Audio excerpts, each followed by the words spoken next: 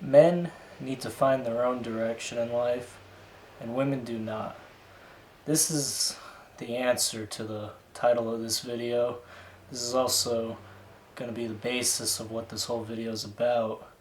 I'm going to say it one more time. Men need to find their own direction, women do not. Now, I'm not saying that women don't need direction, they do. But at any given point in a woman's life, if she so decides to, she has the opportunity to choose a man and take his direction. Obviously, a lot of women are not going down that path in the modern era, but that's a different conversation for a different day. Men do not have this opportunity. Men must discover and create their own direction in life. And it is of my opinion that this law of nature, that's what this is. This is a law of nature. This is just how things are.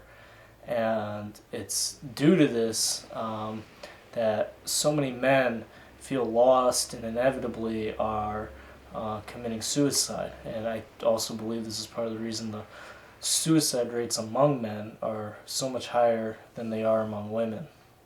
Men are lacking direction.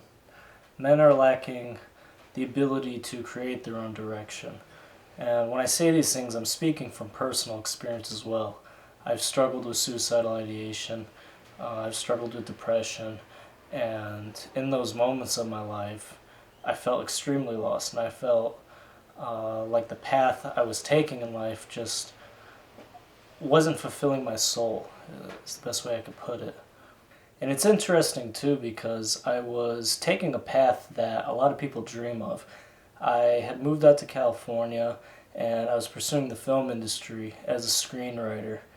And I wasn't successful in the sense that I sold anything, but I was successful in the sense that I was making pitches to studios. And it's something so many people dream of, and it's something so many people don't have the courage to do, to just get up and go out there and try to make it happen. And even though I was doing it, I was in the process of doing it, I wasn't happy. I wasn't happy with where my life was. I wasn't happy with the direction I was taking. And in many regards, even though I didn't know this at the time, it felt like I was going against my own destiny in life. The difficulty with that path I was taking is I was putting a lot of expectation on my career. I was expecting to, get a break or make it. And the more these things didn't happen, the more I became dissatisfied. This wasn't the only reason I was struggling with depression, though. I had Lyme disease, and I was dealing with that chronic illness. And simultaneous to that, I was in a failing relationship. So all these forces just combined. I was very dissatisfied with life. I didn't have much of a support system in Los Angeles, as I imagine most people who end up out there don't. And I felt lost. I felt very, very lost. And I felt like, even though I was heading in a certain direction, I didn't feel like I had my direction. I didn't feel confident in my direction. And it wasn't until after the fact that I started really discovering myself and really finding what I needed to guide my life. And that's part of the reason I'm making this video now. And so after this period of my life where I was in Los Angeles, I left pretty much at the peak of my depression / suicidal ideation. And I decided to take a step back from my career. My dreams were changing. I no longer was dreaming about becoming a Hollywood screenwriter. I didn't know what I was dreaming about. I just knew my destiny was changing and that my motivations in life were changing. And I was doing a lot of the things that the books will tell you to do. I was going to therapy. I was taking time for myself, reading more, And these things were all very helpful. And they were especially helpful in helping me see where a lot of my negative thought patterns were coming from. But they weren't the antidote to my depression or my suicidal ideation. They didn't cure me.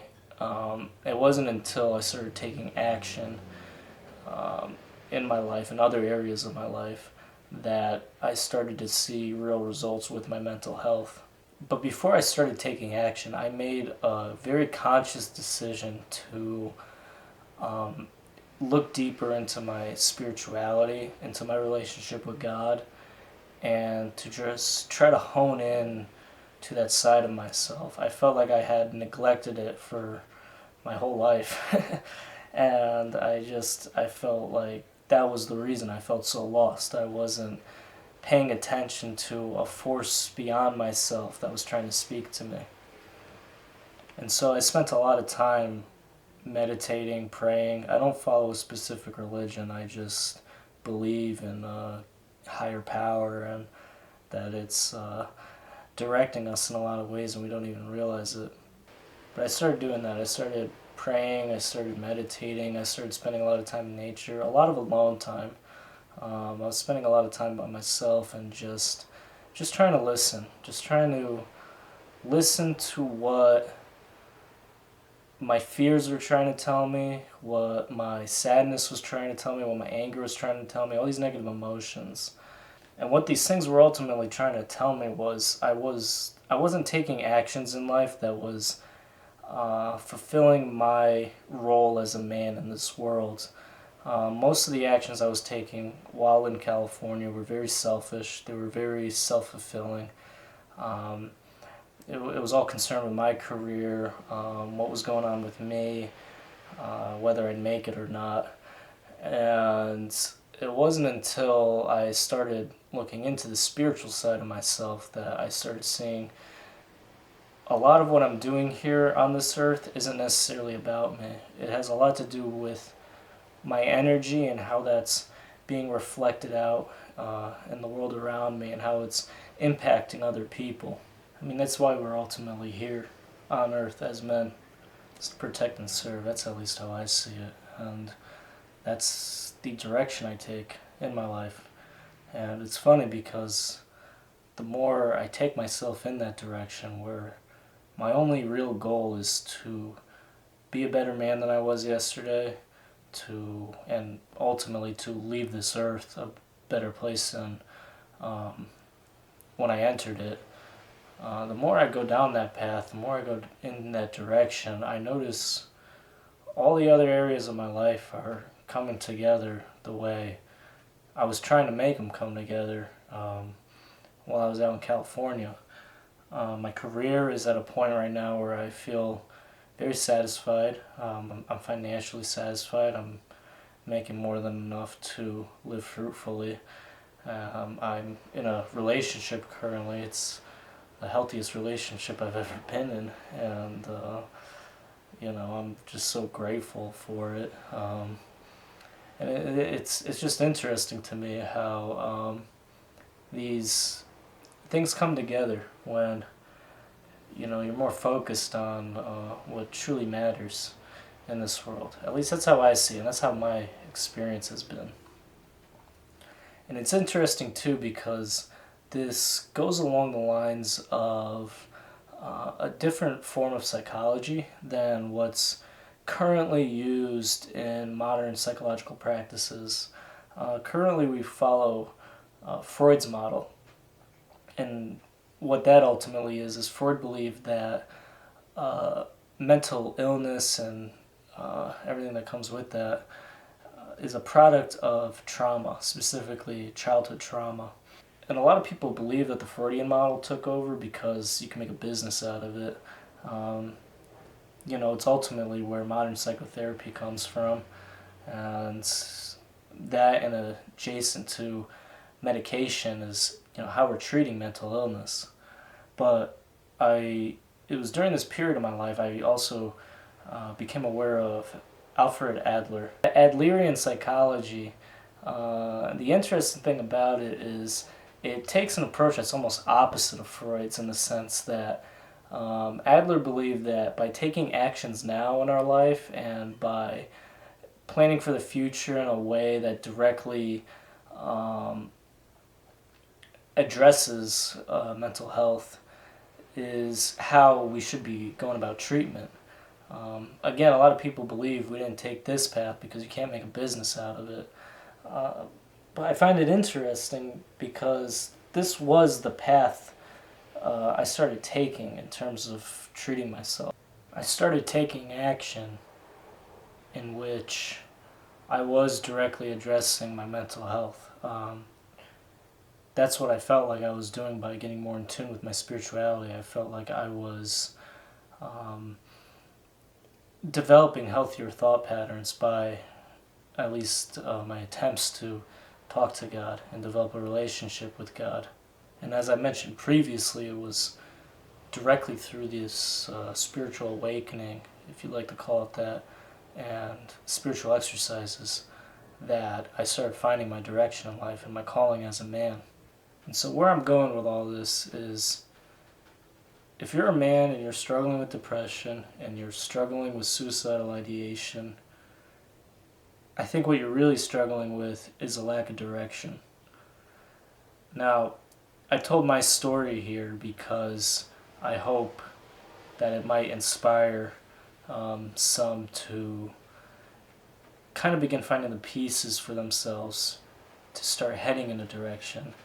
But the difficulty of being a man is that nobody could tell you your direction. Nobody could give you a blueprint to how to go about finding your direction. It's something you got to find for yourself. It's something that you need to develop. And without any guidance, it can be difficult to develop. It can be confusing. I certainly felt confused when I was dealing with depression and I was going through that period in Los Angeles. I guess this is why I talk so much about developing a relationship with God. I feel like that's the best thing a man can do for himself if he's looking for direction. Because that's where I got all the answers that I needed in order to continue in life. That's where I found my solace and I found my direction. And like I previously noted, the answers I found were just to develop myself to be as good of a man as I possibly can and to leave this world a better place than when I entered it. And I think if you go about this path, you take the spiritual route and the way I did, you'll ultimately come to find that for yourself. It's a very rewarding experience, I must say, but it's a difficult one too. It's definitely a difficult experience in the sense that when I started taking action in this regard, I'd sometimes feel almost as though I was being punished. Things wouldn't work out the way maybe I expected them to. But this is part of what comes with the territory of being a man, is to remain emotionally stable and to continue on my path, no matter what gets thrown at me. It's not easy. I'm not trying to sit here and make it sound like it's easy, but it's also not supposed to be easy. It is difficult. Life is difficult, but it becomes easier when you're on a path. It becomes easier when you start finding direction. And it's funny because no matter what negative things were thrown at me, once I found direction, I never got depressed again. I never felt like committing suicide again. I felt like I was going somewhere and nothing was going to stop me from going where I'm headed. I still feel this way too. I still feel like I'm heading in this direction and nothing's going to stop me, no matter what happens to me. So I'm wishing everyone that's watching this the best of luck. If you'd like more information on other actions you could take that are to directly address depression and suicidal ideation, I have a blog that goes into more detail about that. I'll leave a link in the description below. But until the next one,